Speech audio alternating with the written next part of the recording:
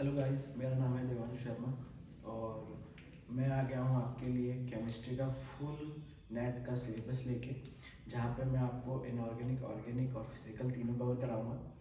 और majorly in सब lectures में मैं क्वेश्चन बेस्ड लेक्चर्स लेके आऊँगा, जिसमें कि आप जान सकेंगे कि कैसे हम इजी वे में और अच्छे तरीके से और कुछ ट्रिक के साथ हम हमारे सिलेबस को कैसे कवर कर सकते हैं।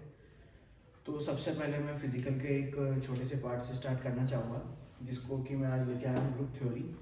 आप देख सकते हैं कि ग्रुप थ्योरी बताया कि 6 to 8 नंबर ये कवर करेगा। तो ग्रुप थ्योरी को पढ़ने के लिए हमें कुछ चीज़ें ध्यान में होनी चाहिए, जैसे कि किसी भी मॉलिक्यूल का ज्योमेट्री कैसे निकाली जाती है, उसका शेप क्या होता है। क्योंकि अगर आपको उसका शेप नहीं पता होगा तो आप कोई भी सिमेट्री या उसका एक्सेस ऑफ सिमेट्री या पॉइंट ग्रुप, आगे चल के मैं आपको ट्रुथ टेबल भी कवर कराऊंगा इसमें, तो वो आप नहीं बना पाएंगे। तो बेसिकली आपको इसका नॉलेज होना बहुत ज़रूरी है। तो मैं ये उम्मीद करता हूँ अभी, या फिर मैं क्या करूँगा, जैसे जैसे हम पढ़ते जाएंगे उसी के बीच में आपको मॉलिक्यूल्स का शेप कैसे निकालते हैं वो भी सिखाता जाऊँगा। ठीक है। तो सबसे पहले मैं आपको बताना चाहूँगा कि ग्रुप थ्योरी के अंदर हम किसी भी मॉलिक्यूल के अंदर हर एलिमेंट जो है उसका शेप और उसमें कैसी सिमेट्री है उस मॉलिक्यूल में, उसके बारे में पढ़ते हैं कि क्या उसमें सिमेट्री है भी या नहीं। तो वो सब पढ़ते हैं। तो सिमेट्री को हम सबसे पहले दो चीज़ों से समझते हैं, एक आइडेंटिटी और एक इक्विवेलेंसी, जिसको हम इक्विवेलेंट बोलते हैं। कि हम इस मॉलिक्यूल को कैसे भी घुमाएं तो क्या वापस यही मॉलिक्यूल हमें मिलता है। तो इसमें दो तीन तरीके से हम काम करते हैं। जैसे कि अगर हम फर्स्ट बात करें, ये हमारा सबसे बेसिक वाटर मॉलिक्यूल है, जिसका कि शेप कुछ इस तरह होता है, इसको बैंड शेप कहते हैं। ठीक है। तो अगर मैं इसमें इसको मॉलिक्यूल को O की साइड से पकड़ के इसको ऐसे घुमा दूँ, मतलब कि अगर मैं ये जैसे ये जो मॉलिक्यूल है ये कुछ इस तरह का मॉलिक्यूल है, अगर मैं इसको पकड़ के ऐसे घुमा दूँ तो क्या ये सेम वही मॉलिक्यूल मिलेगा। तो यहाँ हम देखते हैं कि मैंने एक H को नाम दे दिया है H1 और दूसरे को नाम दे दिया है H2 और हमारा सेंटर आ गया है O। तो जैसे मैं इसको घुमाता हूँ ऐसे कुछ करके, ठीक है, तो ये कुछ इस तरह का मॉलिक्यूल देगा हमको, ये कुछ इस तरीके से मॉलिक्यूल दे देगा हमको। ये वाली जो साइड है ये उस तरफ चली जाएगी और ये वाली इस तरफ आ जाएगी। तो ये मॉलिक्यूल हो जाएगा ऐसे और ये वाला आ जाएगा इधर। तो अब आप कहेंगे कि सर ये तो अगर 1 और 2 को हटा दिया जाए तो ये एक तरह से तो आइडेंटिकल है, लेकिन मैं कहूँगा कि नहीं, ये आइडेंटिकल नहीं है, ये इक्विवेलेंट है। इसको हम ई नाम से डिनोट करते हैं। फिर मैं जैसे ये जो मैंने अभी रोटेशन किया है इसको 180 डिग्री रोटेशन किया है। ठीक है। यहाँ सबसे मेजरली बात आपको ये भी देखनी पड़ेगी कि रोटेशन कितने डिग्री का हो रहा है, क्योंकि वो भी बहुत मेजर पार्ट रोल करेगा, वो ऑर्डर बताएगा आगे चल के। ठीक है। तो 180 डिग्री और रिफ्लेक्शंस भी चीज़ें आएंगी, तो ये सब चीज़ें आएंगी। तो ये वाला जो मॉलिक्यूल है ये 180 डिग्री रोटेट करने पर जस्ट इसका अपोजिट हो गया है, 1 की साइड 2 आ गया है, 2 की साइड 1 आ गया है। अब मैं जैसे ही इसको वापस 180 डिग्री रोटेट करूंगा तो ये पूरा रोटेशन जो हो जाएगा हमारा वो 360 डिग्री का रोटेशन आ जाएगा। ठीक है। तो इस 3 डिग्री के रोटेशन में जब मैं इसको वापस बनाऊंगा तो ये कुछ इस तरह का मॉलिक्यूल मिलेगा हमें। वापस H1 की जगह H1 आ जाएगा और H2 की जगह H2 आ जाएगा। तो इससे हमें पता क्या चलता है, इससे हमें ये पता चलता है कि ये जो मॉलिक्यूल है इसको मैं किसी भी एंगल पे O की तरफ से कोई भी एक रोटेशन कराऊं, कोई लाइन डाल के रोटेशन कराऊं, तो मुझे जो है पहले तो इक्विवेलेंट मिलता है और आफ्टर 360 डिग्री मुझे जो है सेम आइडेंटिकल स्ट्रक्चर मिलती है। ठीक है गाइस, तो ये बात रहेगी। तो आप समझ गए होंगे कि आइडेंटिकल और इक्विवेलेंट क्या होते हैं। अगर आपको कोई भी क्वेश्चन होता है तो आप कमेंट सेक्शन में इसको लिख सकते हैं कि सर हमें ये दिक्कत है और आप हमें बता दीजिए, तो मैं आपको क्लियर करा दूँगा। ठीक है। तो ये हमारा हो गया है। अब मैं आपको बताऊंगा कि ये जो मैंने लाइन खींची है ये एक्चुअल में मीनिंग क्या है इसका, और हम क्या कहीं भी कैसे भी ऐसे लाइन करके इसको घुमा सकते हैं, वो मैं सब आपको बताता हूँ आज। तो ये जो मैंने लाइन खींची है इसका मतलब ये है कि ये एक एक्सिस की तरह है। जैसे कि हमने ज्योमेट्री पढ़ी है तो हम पढ़ते आ रहे हैं कि ये x होता है, कोई इसको y कहता है, कोई इसको z कहता है, आप कैसे भी किसी को भी डिनोट कर सकते हैं, ठीक है, ऐसी कोई बात नहीं है। आप सेम प्लेन में x y बता सकते हैं, z बता सकते हैं, या अपोजिट भी कर सकते हैं, कोई फर्क नहीं पड़ता उससे, ठीक है। बस हमें तीनों डायरेक्शन जो है उनको एक नाम देना था, कोऑर्डिनेट्स जो थे उनको नाम देना था एक्सिस को, तो हमने नाम दे दिया x y z। कई बार आपको क्या होगा कि यहाँ पे z मिलेगा और यहाँ पे y मिलेगा, तो उससे कोई फर्क नहीं पड़ता है, आप किसी को भी कुछ भी मान सकते हैं, जस्ट म्यूचुअल हो जाए हमारा, इसलिए हम सेम मानते हैं, बाकी और कोई दिक्कत नहीं। तो क्या है कि जैसे अभी जो मैंने एक्सिस डाली थी, जो मेरा OH मॉलिक्यूल था, तो उसको मैं ऐसे मॉलिक्यूल को डालता हूँ, ये मैंने डाला, ठीक है। तो ये जो मॉलिक्यूल थी ये एक एक्सिस थी जिसके से मैंने उस मॉलिक्यूल को ये रोटेट करा। तो जब हमने उसको रोटेट कराया तो ये जो है चेंज हुआ, इसने अपनी जो पोजीशन थी वो बदली, पोजीशन बदल के जो मॉलिक्यूल आया वो सेम आया, तो उसको कहते हैं इक्विवेलेंस, उसका रोटेशन है और वो उस एक्सिस ऑफ सिमेट्री पे शो करता है। एक्सिस ऑफ सिमेट्री उसकी ये वैलिड है। PtCl4 का मैं स्ट्रक्चर लेता हूँ, अभी मैं वो वैलेंसीज नहीं लिख रहा हूँ कोऑर्डिनेशन नंबर वाली, तो आप उसको इग्नोर कीजिएगा, अभी मैं जस्ट आपको ये समझाना चाह रहा हूँ। तो अभी जैसे मैंने ये एक, अब क्योंकि ये चारों जो हैं एक प्लेन में है तो इसमें इतनी दिक्कत नहीं हो रही है, हमें एक ऐसे डायरेक्ट 1 2 3 4 बीच में Pt था, चारों तरफ इसके क्लोरीन है, मैंने एक एक्सिस ऐसे डाली और इसको ऐसे घुमाया, ऐसे घुमाया, ऐसे घुमाया, और जो कि इनके बीच में जो एंगल है वो 90 डिग्री है। ये आप सबको पता है, नहीं है तो पता होना चाहिए आपको, और नहीं तो अभी आप देख लीजिए कि इसके बीच में 90 डिग्री का एंगल होता है। 90 डिग्री का एंगल होता है। तो अब अगर मैं इसको थोड़ा सा यूं घुमाता हूँ, ये यूं था, इसको मैंने, ये तो क्या है, रेक्टेंगल है, अगर मैं आपके सामने कुछ स्क्वायर चीज लेके आऊं,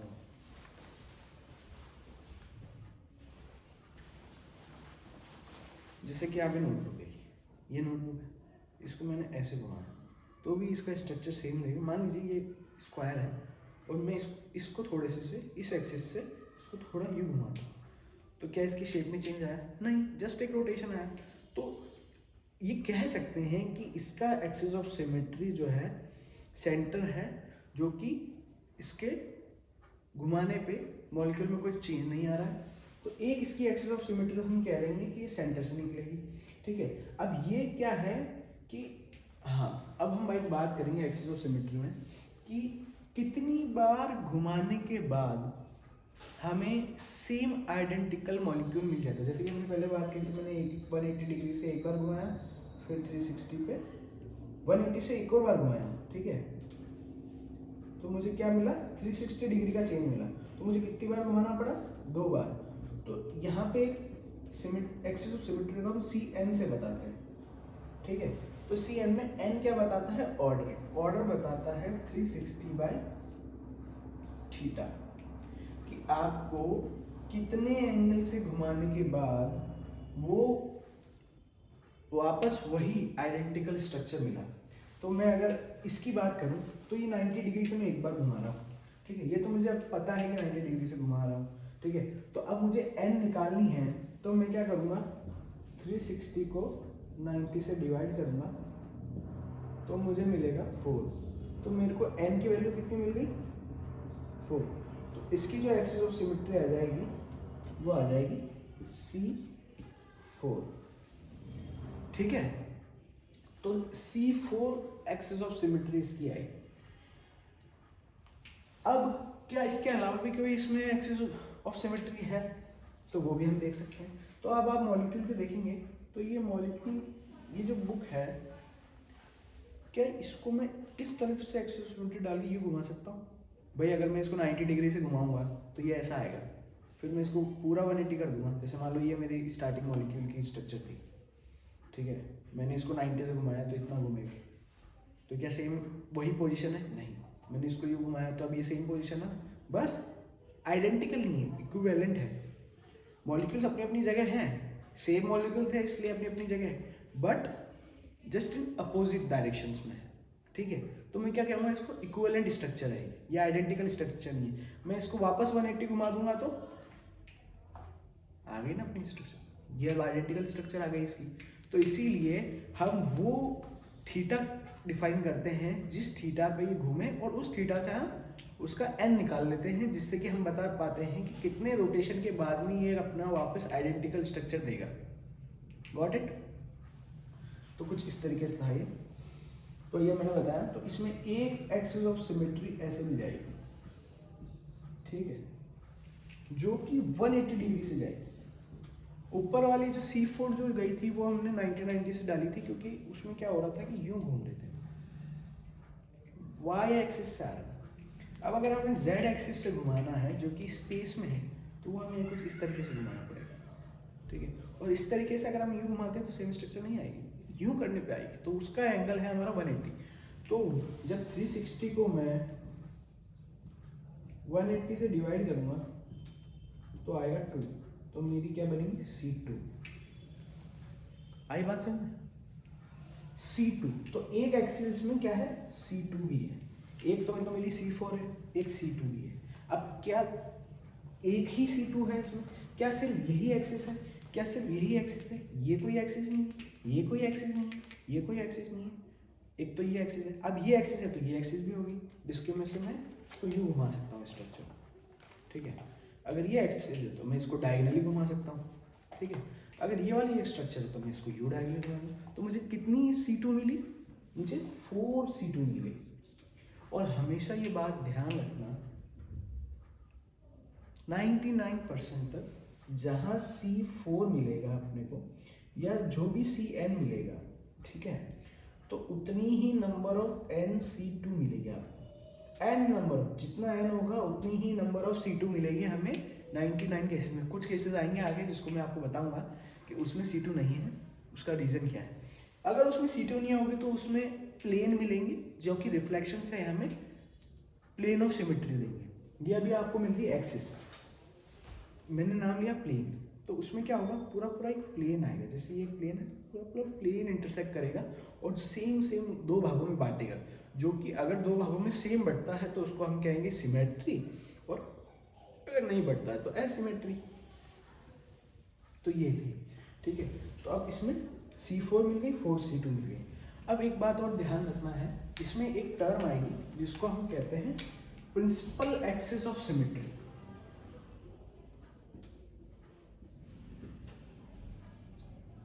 principal axis of symmetry,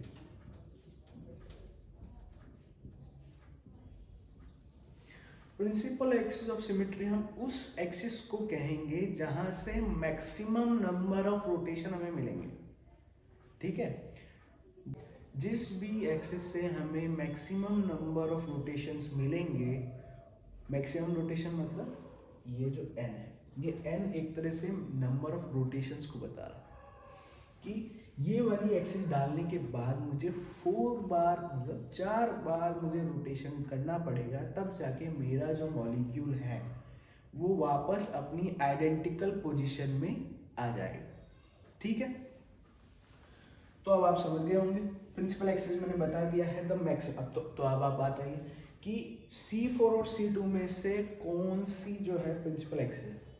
comment कीजिए, कमेंट कीजिएगा, ये तो मैं भी पोस्ट कर रहा हूँ, बाद में आप कर दीजिएगा कमेंट, ठीक है, कि C4 और C2 में से प्रिंसिपल एक्सिस कौन सी है। मैं आपके कमेंट चेक करूँगा, मैं भी नहीं बता रहा हूँ, नेक्स्ट वीडियो में बता दूंगा मैं आपको। जस्ट इसके पहले अभी हमने पढ़ा था कि एक्सिस ऑफ सिमेट्री क्या होता है। तो एक्सिस मैंने बताया था, single line passes through a molecule and when we rotate it gives equivalent or identical structure. Got it? So now what is plane of symmetry? तो इस नाम को बाइफरकेट कीजिए, plane and symmetry. That is दो term कि plane है, symmetry है। Plane का मतलब प्लेन पास करेंगे और सिमेट्री मतलब उस प्लेन को पास करने के बाद हमें एक मॉलिक्यूल मिलेगा जो कि सिमेट्री शो कर रहा होगा। If a molecule passes through is if a plane passes through a molecule, it bifurcate or bisect it into two parts, which gives same type of molecule or same structure. Like if this is a molecule, like PT is in center, chlorine, chlorine, chlorine, chlorine is like that, and if we passes this type of plane into two from this molecule, it will break or bisect into two parts which are same in structure. तो वैसे ही हम कह सकते हैं कि जब हम किसी भी प्लेन को पास करेंगे, जैसे मैं वही पीटी और सीएल वाला स्ट्रक्चर लेता हूँ, पहले जो मैं पास कर रहा था एक एक्सिस पास कर रहा था, अब मैं क्या करता हूँ एक ऐसा का ऐसा प्लेन पास करता हूँ इसमें से। तो मैं एक प्लेन बनाता हूँ इसमें।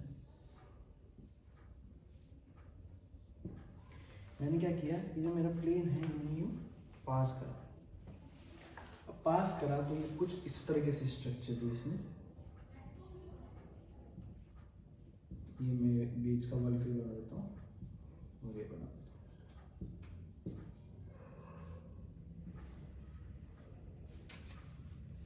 तो अब आप इस पार्ट को देखिए, ये जो पार्ट है कि इस पार्ट में से जब मैंने प्लेन पास किया तो इसने इसको दो भागों में बांटा, which gives an mirror image. इसमें हमें क्या देखना है कि वो अपने आप को रिफ्लेक्ट कर रहे हो। तो क्या मैं अगर इधर एक मिरर लगा दूँ तो क्या ये इस दोनों की मिरर इमेजेस शो कर रही है? हाँ या ना? हाँ, क्योंकि ये सिमेट्री शो करते हैं, प्लेन ऑफ सिमेट्री शो करते हैं। तो ये हमने एक प्लेन पास किया इसमें से। प्लेन पास करते ही आप देखेंगे कि इसको दो भागों में बांट दिया। अगर हम यहाँ मिरर लगाएं तो हम यहाँ से अगर मिरर में देखते हैं तो जैसे हम हमारे फेस देखते हैं मिरर के अंदर, वो हमें कुछ इस तरीके से दिखाई देता है। तो सेम ही ये मॉलिक्यूल मिरर इमेज है इसका। तो इससे हमें पता चल रहा है कि हाँ, ये वाला जो प्लेन है जो मैंने z एक्सिस से डाला है, ZY एक्सिस से डाला है, वो हमें सेम प्लेन और दो भागों में बांट रहा है। ठीक है, अब बात यह आती है कि क्या सिर्फ यही इसमें प्लेन है? तो प्लेन जो है, ठीक है, उसको प्लेन ऑफ सिमेट्री को हम सिग्मा से शो करते हैं। किससे शो करते हैं? सिग्मा से। अब इसमें दो चीजें आएंगी। पहला आएगा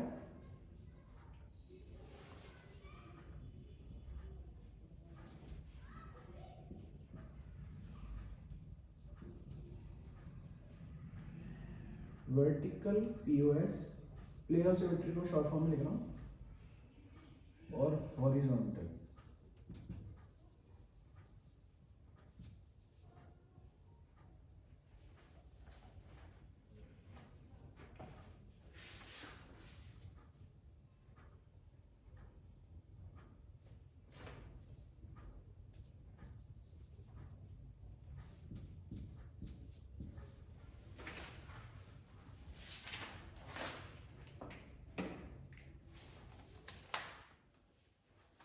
हॉरिजॉन्टल पीओएस, ठीक है।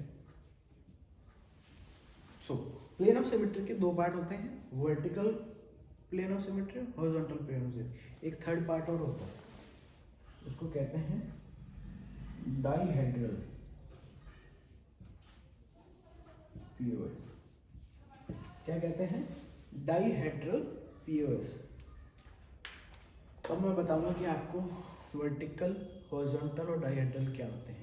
पहले मैं सबसे पहले आपको बता दूं कि जो हमारा वर्टिकल है वो सिग्मा वी से डिनोट होता है, जो हमारा हॉरिजॉन्टल है वो सिग्मा एच से डिनोट होता है, और जो हमारा डाइहेड्रल है वो सिग्मा डी से डिनोट होता है। अब कहाँ कहाँ कौन कौन सी प्लेन ऑफ सिमेट्री लगेगी, किस मॉलिक्यूल में कौन सी लगती है, या कौन सा मॉलिक्यूल कौन सी प्लेन ऑफ सिमेट्री शो करता है, ये मैं आपको बताऊंगा। तो ये जो सबसे पहले तो अब मैं को बताऊँ कि आपको प्लेन ऑफ सिमेट्री तो समझ में आया ना, कि कोई प्लेन है जो कि किसी भी मॉलिक्यूल को टू पार्ट्स में बाइसेक्ट करेगा, which gives its mirror images of two parts. Both parts are their mirror images, vice versa कह सकते हो। ये पार्ट इसका मिरर इमेज है, ये पार्ट इसका मिरर इमेज है, ठीक है। रिफ्लेक्ट जिसको कहते हैं, रिफ्लेक्ट कर देंगे, रिफ्लेक्शन है ये इसका इसमें, ठीक है। Now come to the types of plane of symmetry.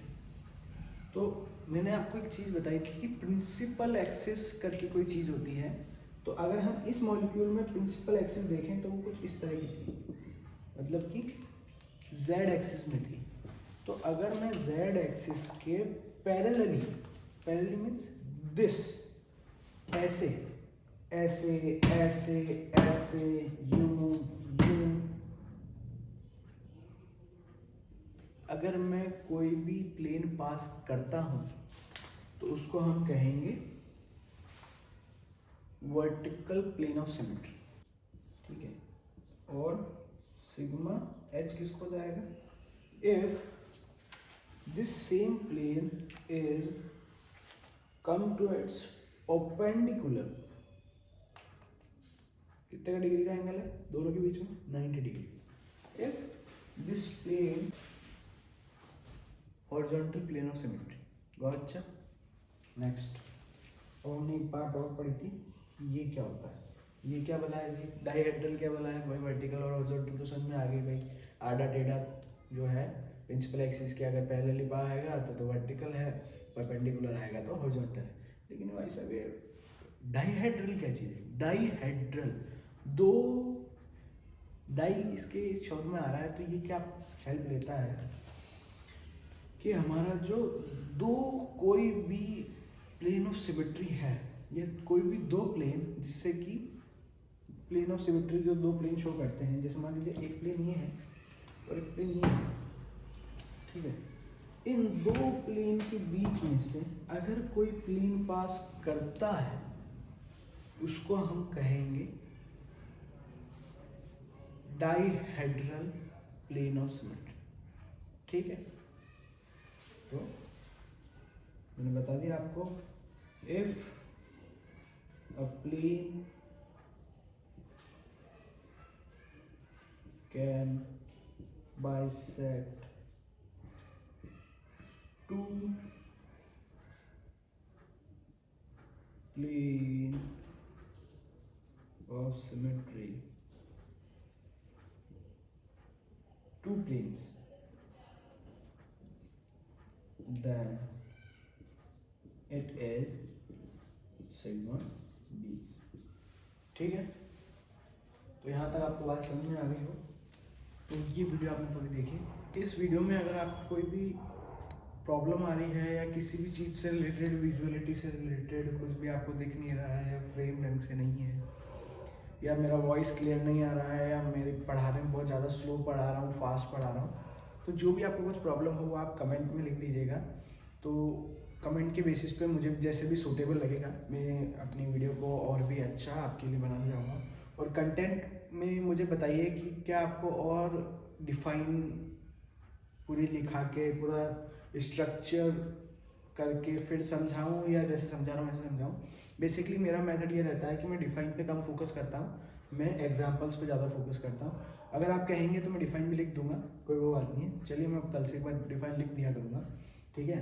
तो मेरा बेसिकली ऐसा रहता है कि मैं मेजरली एग्जाम्पल को लेके और थोड़ा उसको खींच के पढ़ाता हूँ, ताकि बेसिकली कोई जो बच्चा है जो धीरे समझ पाता है, या जिसको ये टॉपिक नया है, जिसको आता है उसके लिए तो प्रॉब्लम नहीं है, वो तो अपनी प्रैक्टिस कीजिए, बेस्ट है, और रिवीजन के लिए मेरी वीडियो देख सकता है।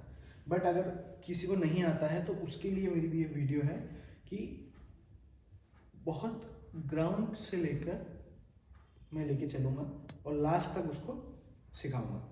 तो मेरी वीडियो को देखने के लिए बहुत बहुत थैंक यू।